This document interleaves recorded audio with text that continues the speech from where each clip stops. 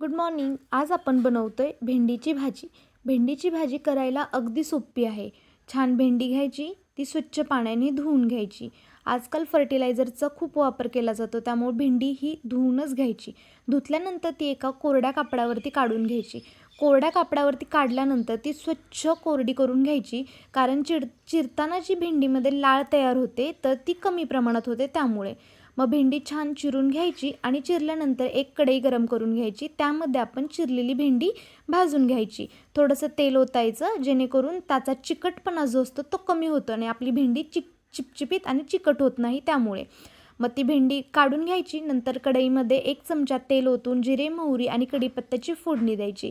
नंतर ना आपण बारीक केलेलं लसूण आणि मिरची ॲड करून घ्यायची. तेलामध्ये छान परतायची. त्यामध्ये हळद मिक्स करायची. नंतर ना त्यामध्ये भेंडी ओतून घ्यायची. भेंडी आणि चवीनुसार मीठ ओतून घ्यायचं. भेंडीला छान अशी वाफ काढून घ्यायची. शेंगदाण्याचा कूट ॲड करायचा आणि छान शिजवून घ्यायची.